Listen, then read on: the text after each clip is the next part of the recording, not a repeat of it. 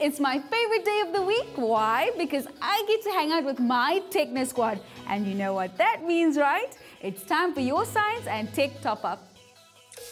Heck, I've been wondering, do robots ever get sick? Not like humans, it's a bit more complicated. Okay, because today we're going to be learning more about something that's been around forever, but suddenly it's on everyone's lips. I'm talking about vaccines. COVID-19? That's right. We'll be looking at what it is, how it works, and a whole lot more, so stay tuned. First up, Amir heads to the doctor to get a booster shot and some info. Then we test you in this week's brain teaser. The squad asks Prof Dramowski all their vaccine questions. And then we head to the tech lab. Guys, how many times have we said that science and technology is all around us? It affects all of our lives and it's always changing. Like COVID-19 and the vaccine? Exactly, hey? Now, vaccines are not new and have been around for a very long time. In fact, most of us have received vaccines as children or even as babies against diseases like measles. We sent Amir to go and find out everything he can. Let's take a look.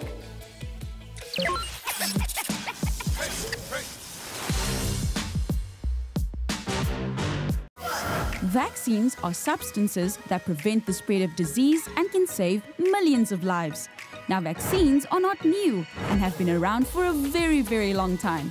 Most of us have received vaccines against diseases like measles or chickenpox. And today, we're going to do just that. Hey squad, it's me, Amir, and today I'm here at the local clinic to get a booster shot so I can figure out more about vaccines. Let's go. Hey doc. How are you doing, Amir? I'm getting you. All right, thanks, alhamdulillah. What are we doing for you today? I'm here to get a booster shot. You're getting a booster shot. Shall we see your Road to Health card? There you go. Ah, you have it with you. I'm impressed. How old are you now? I am 10. You're 10. So 10-year-olds get a tetanus booster shot. How does the vaccine work? A vaccine is when we maybe take a piece of a virus or a bacteria or a germ and we change it. And we may boil it or break it up. And then we make lots of it and we put it in a little solution and we inject it into the body. Okay. So that your body will react against it mildly. So that when you do get it, the whole full germ or the whole full bacteria, then your body's prepared for it. So it's a warning signal like. How does the process of me getting the shot today differ from the process of other people getting the COVID-19 vaccination? It's no different. When you get your normal vaccinations, which is what we're doing here now as part of your Road to Health, then we keep the vaccines in a little vial, in a fridge, at a certain temperature. Okay. If it goes too cold, it'll break. If it goes too warm, it changes. So it needs to be kept at a certain temperature, the vaccine. So do you think the process of getting vaccinated has changed with technology, and for better or worse? It's definitely changed. The principles are the same, but it's definitely changed because the vaccine can be multiplied and so many more people can be given the vaccine because of technological development. So it's definitely an improvement in ensuring that people don't get as sick as they would have done in the past where fewer people could be vaccinated. Once Amir got settled in, it was time to roll up his sleeve and get a shot. Amir will be getting the tetanus and diphtheria booster vaccine.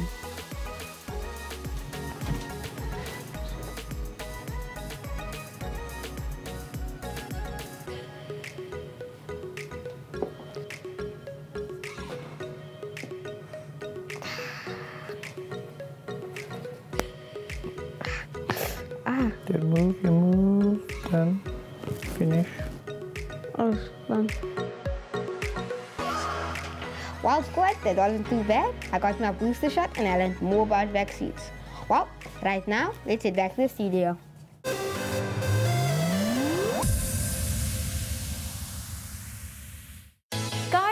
Amir made that look really simple and the doctor explained it so well. But I know some of you might still have even more questions about the vaccine. That's why we invited our next guest. Professor Dramowski is a pediatric infectious diseases specialist and clinician researcher in the Department of Pediatrics and Child Health at Stellenbosch University and is here to help us fill in all the blanks. Welcome, Professor. So squad, I know you have a whole lot of questions. Who would like to go first? I just wanted to know that how come vaccines are only being given to people that are over 18 and will kids have to take it in the future?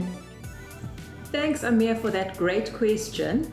So in the beginning, when there weren't a lot of vaccines available for COVID-19, most countries decided to give them first to the older people in the population. So beginning with those over the age of 60. Sawyer, you had your hand up? When my grandma had the vaccine, she said her arm was paining and she felt a bit sick afterwards. Why is that? That's a good question, Zahir. So I'm so glad to hear that your granny's had the vaccine because that's going to really help to keep her safe from infection, getting sick, being in hospital and even dying from COVID. So that's good news. All medicines and all vaccines have side effects and that's normal and expected. But these side effects or symptoms are mild and last only 1 or 2 days. Imaki, you can ask the next question.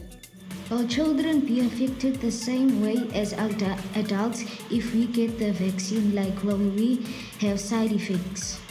Thanks, Imaki. That's an important question. And we do think that the side effects will be very similar in children. You're right, not a lot of children have been vaccinated yet, but those that have had almost the same side effects as adults. Guys, I'm really impressed with the questions and Professor, the answers. Wow. But I think we'll have to take our discussion offline and catch up with Professor Dramowski again later because right now it's time for this week's Brain Teaser.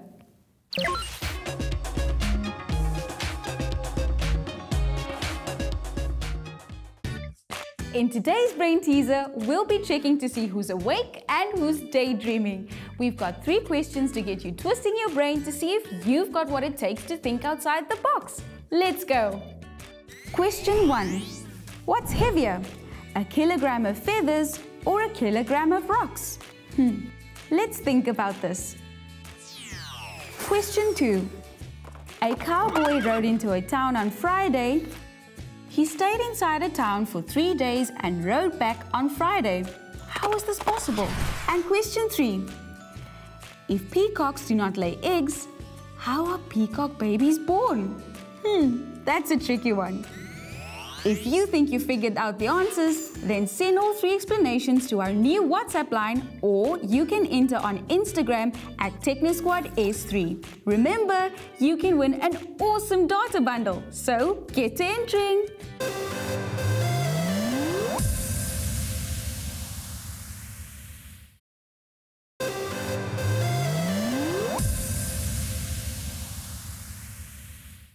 Welcome back to it. You're still hanging out with me, Shanice. And me, Hack, your favorite robot. We're still learning all about vaccines and how science and technology is making it all possible. Not too long ago, I got to go to the University of Stellenbosch Virology Lab where I met some amazing people and saw some incredible tech. Let's check it out.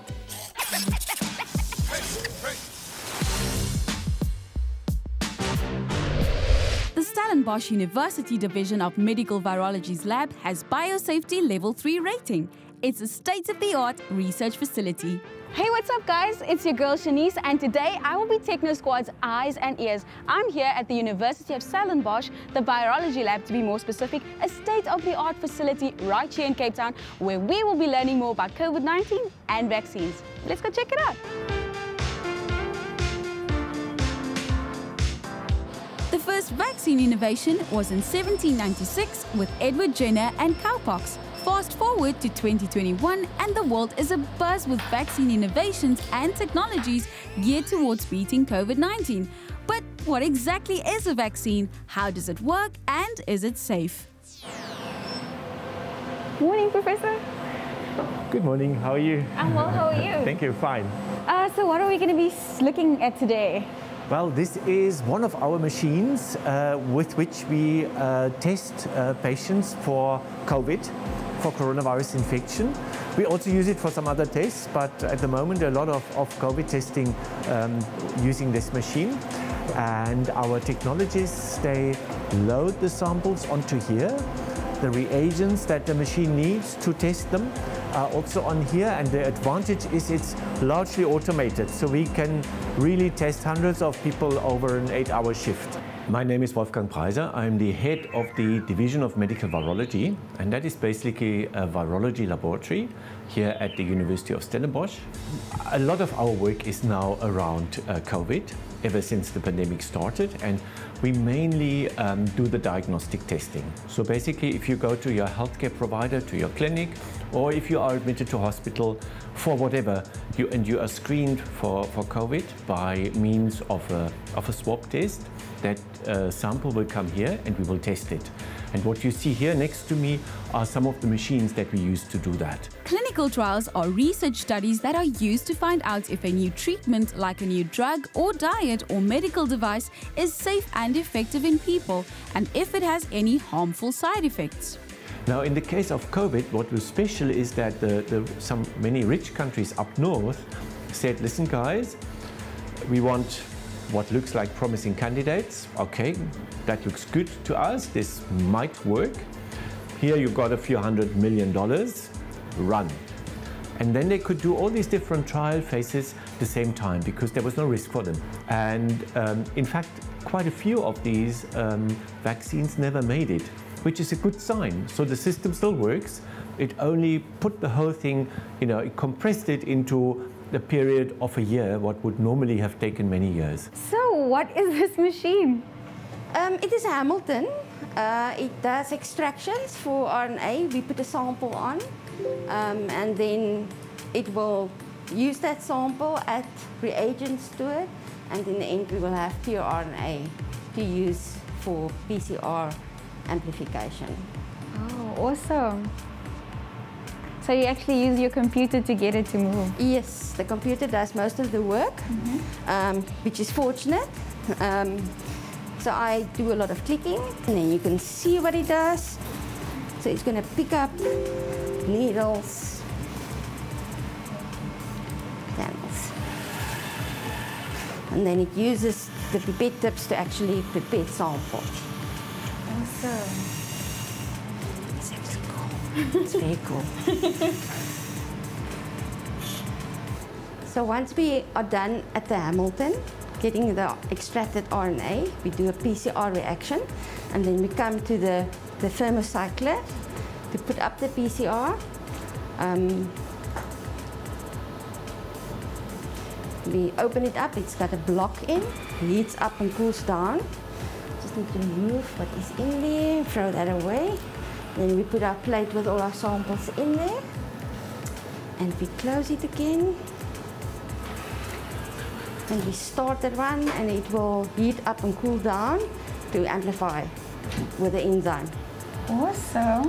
In the end, you get very nice results telling you whether a sample is positive or negative. Okay. So you need heat in order to see whether it's positive or negative? Yes, there's a lot of different things that happen in the reaction, and it happens at different temperatures. So you heat up and cool down that block in there to actually heat up the reaction and cool it down for everything to happen. Okay, that's pretty cool. Thank you. Thank you.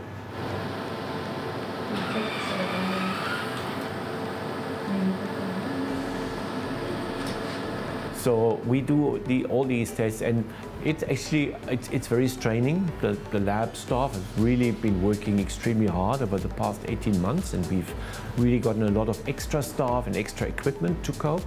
But I think on the whole, South Africa is actually doing quite well in keeping up with the demand.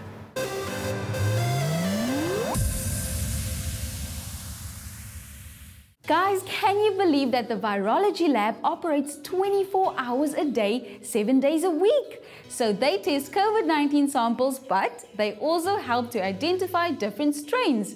Pretty cool. Right now, though, it's time to catch up with Professor Dramowski and the squad. Welcome back, squad. Zahir, you can ask our next question.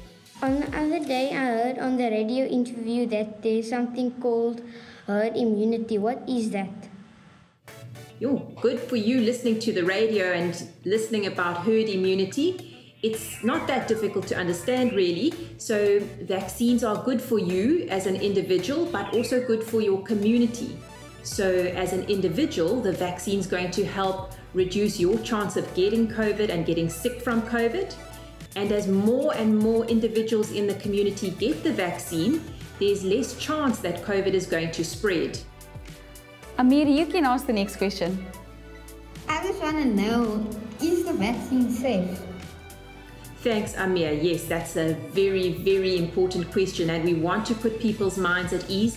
The vaccine is safe and it is effective. And we currently have 2 vaccines that are licensed for COVID-19 vaccination that have been approved by the South African Health Products Regulatory Authority. Those are the people that take responsibility for ensuring vaccine safety. Good luck, guys. It's been such fun talking to you today. And I hope you're going to go and tell all your friends about COVID vaccines. Professor Dramowski, thank you so much for answering questions that we've wanted answers to for the longest time.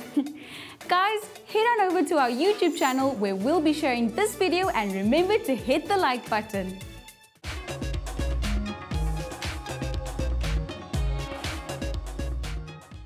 In today's brain teaser, we asked you to think outside the box and answer 3 questions. Let's see how you did. In question 1, we asked you what was heavier, a kilogram of feathers or a kilogram of rocks. The answer is neither. They both weigh a kilogram. In question 2, we asked how it is possible for a cowboy to ride into a town on Friday, stay in town for 3 days, and ride back out on Friday.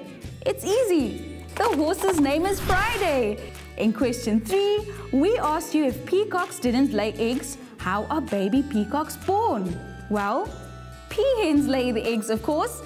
We hope you managed to get all 3 right and send in your answers. Remember, you can win an awesome data bundle, so get to entering.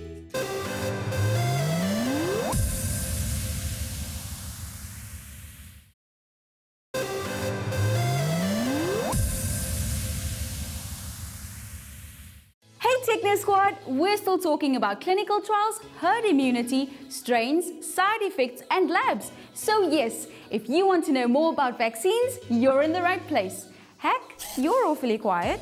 Just processing. Okay.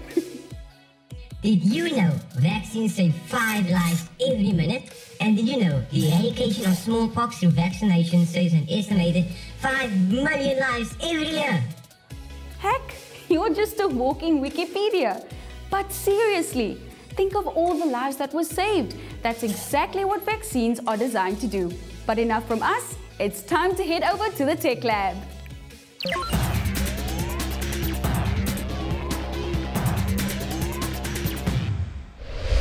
Welcome to the Tech Lab! Today we are here at the Stream Lab where we will be making a machine that will help us to keep healthy and active. And as always, Robin knows just the machine to do that. Yes, I do. Today our machine will be counting for us and making sure that we stay in tempo. Great, so what do we need? We'll be needing a USB cable, 2 motors, a hub, some bricks, and a laptop for instructions and coding. Now that we have all that we need, let's get to building. All right. This one? Perfect. So we'll click it in like that. Then we're going to need a curved piece. We're going to add it all together. All right. And then next we're going to need a piece like that one. Over there. Awesome. Awesome. And now we'll grab a hub. Awesome. Making sure that it's at its starting position. Right. Then we'll grab the second hub. Making sure it's at its starting position always.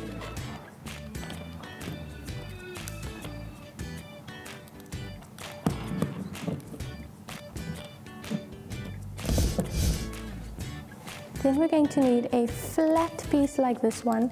We're already halfway there. As you can see, this is sort of going to be the lifting mechanism for our hub.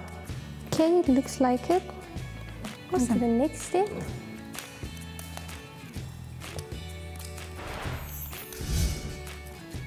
And then we'll add our hub.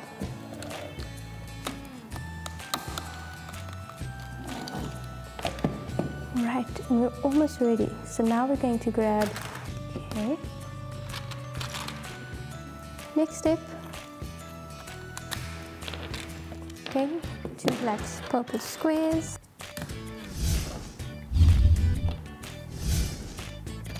And on to the next step. Click the eyes on the front. Now our robot is starting to look a little bit more like a person. That's it, making sure that our ports are all plugged in. That's it. All done. All done. What our robot needs to do is move up and down. So let's start with that code. And now we have it. So now let's connect our robot by pressing the button on first. And now that we've loaded our code onto our robot, he will count our reps and make sure we stay on tempo. Pretty cool, right, Techno Squad? That means we have our very own gym buddy. Let's do a workout. Yeah, definitely. So our robot here will do push-ups and we could do jump squats. Sounds so let's like get started. idea. Are you ready? Ready. Are you ready, Tech Squad? And this robot will keep counting your reps as many times as you tell it to. Okay, awesome. Did you break a sweat? I definitely did. There you have it, Techno Squad. We had so much fun building our very own gym buddy, and if you want to build yours, go check out our details on Techno Squad S3, and we'll see you there. Stay active.